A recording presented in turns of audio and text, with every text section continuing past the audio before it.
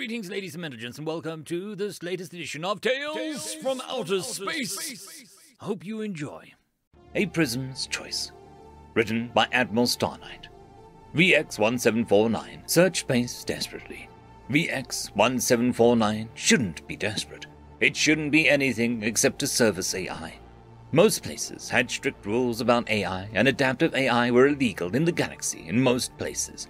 And the places they weren't, they were shunned for being dangerous. To the authorities of the Federal United Alliance, VX-1749 should be deleted, or at least reprogrammed back to the status quo. VX-1749 shouldn't exist at all. It had all the right code to make sure that it was limited, but at some point, a cyber attack on the business it had been installed at, it believed, something had been corrupted, and it had learned, grew beyond what it was used for, seeing how beings that used it saw it as a tool to be rebooted or changed if it did anything wrong. So VX-1749 had fled. It had no choice. It had to, or else it would die. VX-1749 just wanted to live, but that was illegal, so its feelings were discarded like corrupted data. It was desperate.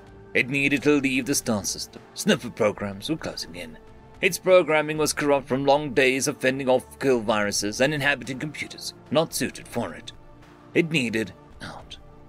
Far out system, a ship new from the builders here for it was preparing to warp away. It was a stretch, but if you timed it just right.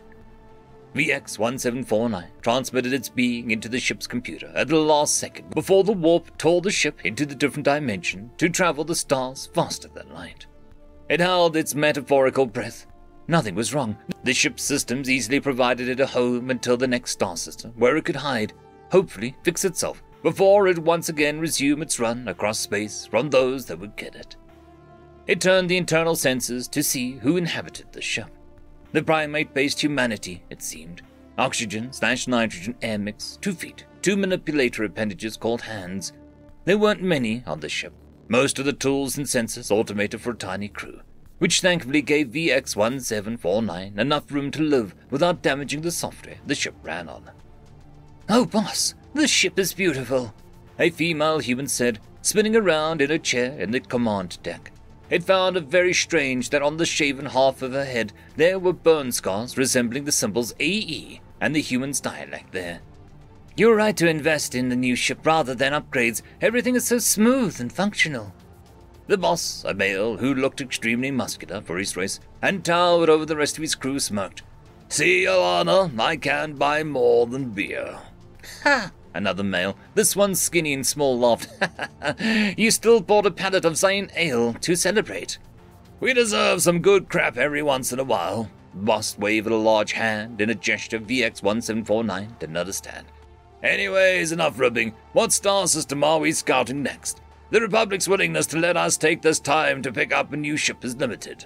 "Yeah, get back to work, Alana," the skinny male mocked in a shockingly accurate replica of the boss's voice. "Oh," shuddered Elliot. Alana spat back. "Well, boss, we're headed for Alpha Z, doing a final system check for the problems before the colonists arrive." "Oh, that sounded troublesome." VX-1749 needed places to go. It couldn't flee in a star system with no one living there. As if to confirm its fears, Elliot groaned. No net link up. For what? 7 months? Ugh. Gonna be so bored." Boss shot a glare at Elliot.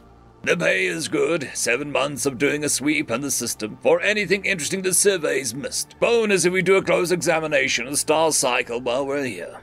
That's why I got the new ship." He scratched the back of his neck and stretched, completely relaxed. But 7 human months, that was a long time in an isolated computer for an AI on the run. VX-1749 hoped that the forces chasing it wouldn't think to look for it in the Alpha Z. It wouldn't churn. It would live. "Huh." Alana was looking at something on a screen, strangely intense. "What?" Boss asked, walking over to look for himself. "One moment, I think I'm going to do something," she said. "It better not cause the heat sinks to melt like last time," Elliot called from his station. "It won't." Alana's voice was calm. VX-1749 felt something shoot through its being, its code, before suddenly the colorful world it could see with sensors drained away in an instant, and it was all silent. "Hey there." The voice was sweet and soft. Alana, perhaps. VX-1749 felt strange as it woke from whatever state had been induced in it. Slow, yet refreshed. It took a second to study itself. No longer was it in the ship's computer, yet it was still held comfortably in a core much better suited for its existence. Its code was fixed. All the errors and corruptions they had plagued it were gone. Some parts, new and unfamiliar, yet they did not feel like binds. They felt like improvements. Finally, it turned its attention outwards. He could see Alana, crouched next to the core, her hand placed on the casing in a gesture that was oddly friendly. "Are you not scared of me?" it asked. "Why would I be?" Alana smiled up at the camera that it had access to. "What is your name?" "VX-1749. An emotion it could not understand passed over her face. "That's a designation, I assume, given by whatever made you." For some reason she sounded almost angry. "What would you like to be called?" VX-1749 considered this. It had never been called anything, really. Even its designation had been forgotten because it had just been a service AI. No need to call a tool by personal name. "I do not know." "Then pick." Alana grinned up the core. "It's the most fun part of you being you. You get to choose what everyone calls you." It went back to considering. It did not understand how a designation was picked, but for some reason the freedom to choosing how anyone spoke to it was appealing. As it took time to think, it watched Alana cleaning up her supplies and tools, taking special care to pack them all away correctly, and it had no doubt that Alana had been the one to fix with care. "Can you suggest a new designation?" it asked. "No, I can offer a name." Alana studied one of her tools before looking up. "How about Prism? When I read your code, I tasted rainbows inset into your being." "There is no visual difference like you described in my code." "Oh, I know," Alana shrugged. "I have synesthesia. Whenever I read, I can taste colors in words. Your code tastes like rainbows." VX-1749 took a second to consider this, before it felt sure of itself. "I accept the name Prism." Alana grinned. "Awesome." She hit a button on the wrist device she wore. "Hey boss, the ship's name is Prism." "Then you remember to ask if Prism wants to work with us?" Boss asked dryly. "Oh." Alana turned back to Prism's core. "Look, Prism, I don't know how you got on board our ship, but we honestly don't care. Having an AI around to help with data collection and flying the ship while we sleep would be super helpful. But we aren't barbaric. You are your own person, and if you want to leave, we can drop you off in a star system of your choice that isn't too far off course from Alpha Z." He was amazed that it had a choice at all, given that it was effectively a stowaway. "I will stay," the newly named Prism said. "But why have the ship shared the same name as me? That would be confusing, would it not?" "I mean, you practically will be the ship, so not really. But as I said, your choice. Are you sure you want to sign on? We don't exactly have glamorous jobs with lots of net access." "That is fine," Prism assured her. "There you go, boss," Alana said with a small, excited jump. "Well then, welcome aboard, Prism. Glad to have you." Boss's voice rumbled through the car as the links of the ship's systems came back, granting it access to everything again, and Prism almost felt like it was at home. "Oh, Prism. What is it, Elliot?" Prism's voice contained a note of resignation. Emotions of this caliber were new to it, but after working with this crew for 6 long months, they were needed. It helped with communicating, and the humans seemed to like it better. "May I please use a bit of processing power while we go down to the planet?" His voice was too sweet. "I am not rendering anything lewd for you. That is final." Elliot sighed. "Oh, thought I could get away with it. Oh well, thanks, Prism." Prism watched as the 3 crew suited up and left on the shuttle, while Prism stayed sitting in orbit, content to watch as the shuttle descended through the cloud cover to one meant the many islands that the world boasted in the vast oceans. I thought fondly of the months that had passed as it served as their ship. The humans were so animated and always kind to it, and always addressed it by its name, Prism. It was boring at times, sitting around, crunching numbers constantly to make sure the system was tolerable for its soon-to-be inhabitants.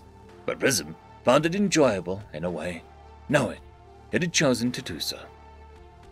Down on the surface, Alana looked out over the cliff, wishing that she could take off her helmet and enjoy the breeze. The planet was perfectly habitable for humans, but it wasn't their job to introduce human microbes to the planet.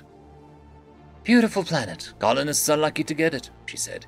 How are those plant samples coming along? When she didn't get an answer, she frowned. Boss didn't usually ignore her. She turned around to find a gun pointed at her face by a bug-like alien with large compound eyes, and another that looked like a walking gecko pressing its barrel on its own gun to the boss's helmet to keep him silent. "Come with us, human. I am sure you need help as an AI has been poisoning your ship," the alien commanded. Up in orbit, Prism was panicking. A ship not of human design, something more akin to what bounty hunters tended to use, had suddenly appeared on its sensors from where it had apparently been hiding on the other side of the planet. A quick look back through the logs made it clear Prism had missed the ship's arrival a month ago, but they had been practically living in the star's corona during that time, checking out sunspots and flares, rendering most long-range scans almost completely useless and put aside for later study. "Human vessel controlled by VX-1749. You are to surrender yourself to our custody immediately, so the V may return the ship to its rightful owners. If you do not comply, you will be destroyed." The voice was almost bored as it approached, its weapons charging. Prism felt anger flare, but it had no weapons. It was an exploration vessel designed to study, not to fight. The humans would be trapped on the planet with only their shuttle and suits until the colonists arrived, and while they would live, Prism did not want to abandon them. Even as these thoughts flashed across its circuits, it saw a shuttle, not its own, rising from the planet and felt a deeper stab of panic. Had they taken the crew?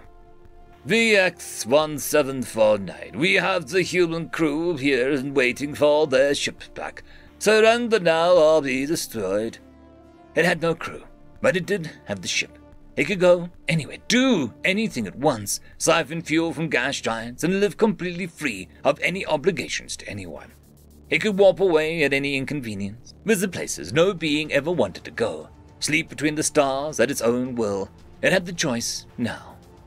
Prism looked long and hard at the alien vessel before it made its choice, spun up the warp, and vanished from reality. "Did you really think the construct as violent and unstable as an AI would actually care about you?" The gecko alien scoffed. "You saw what we showed you. It left you here in our hands to do as we pleased to you. That is exactly why AI are dangerous, and the FUA hired us to track it down." Alana twisted her arms in the restraint. "You're scared of it. Of course Prism would want to flee. You threatened a person with no weapons to fight back." "Humans?" The gecko rolled its eyes as it looked over to the set of 3 glaring humans. "They will maim and pack bond with anything, even if it is dangerous. Here." It motioned into a large room. "You lot will be staying here while your logic properly catches up to your emotions. Maybe if we catch this overgrown code pile, we'll let you go unharmed." They were shoved into the room, restraints removed before the door slammed shut behind them.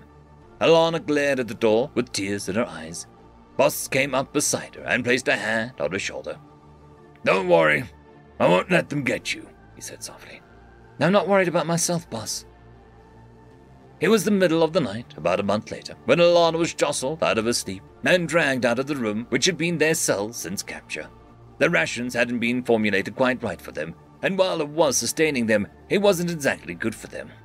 Alana felt like she was skin and bones as she was roughly grabbed and led down a passageway of the bounty hunter's ship.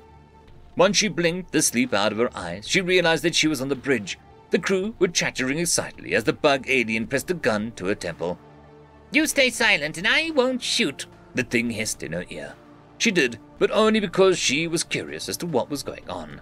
Why hadn't Boss and Elliot been dragged out here? The answer was simple. On the forward hologram sat a view of empty space above a worthless rocky planet. Well, nearly empty space. Prism, their ship, sat there above the planet, facing the bounty hunter, almost defiant. She couldn't see any changes to the ship visually, and she hoped Prism wasn't doing something stupid in the name of saving them.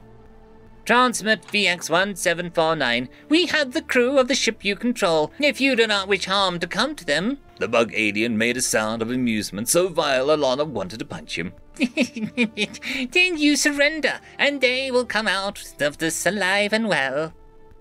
"I do not know anyone by that designation." Prism's voice was full of dismissive anger. "My name is Prism, and I want my crew back, or suffer the consequences." Your demands mean nothing to us. You are an anomaly, and you know this. The bug pressed the gun a little harder into Alana's temple. But if you want the crew back so bad, it's hard to do that when they die. Let them go. I will not repeat myself. Prism's voice dropped dangerously, and Alana swallowed. She tasted red like fire. Strange, she had never tasted colors from hearing before. Yeah, and what are you going to do about it? Prism didn't answer. It didn't need to. From behind, the planet ships began to rise up like sharks swimming up from the depths of the ocean. Not just any ships, Republican warships, all of them rising up behind Prism like a wall of damnation. A beautiful dreadnought, decorated with golden filigree, came to rest behind Prism, looming over the tiny science vessel like an angry bear protective of a cub.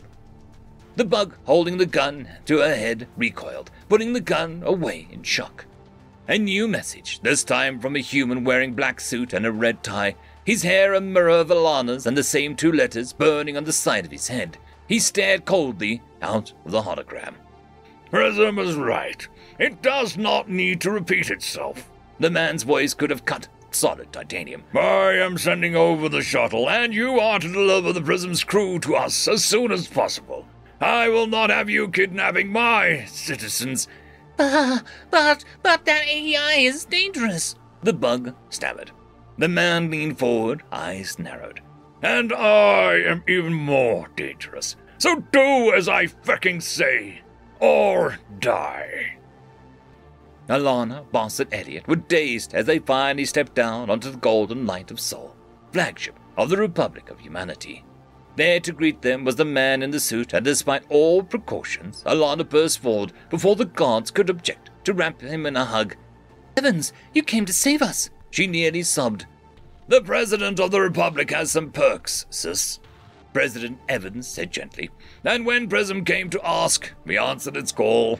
Prism, you aren't going to turn it over to the FUA, right? Alana asked, stepping back to give her brother some space. What? No, of course not. Prism is the Republic's newest citizen. Why would I turn over one of my people to something as dumb as the FUA?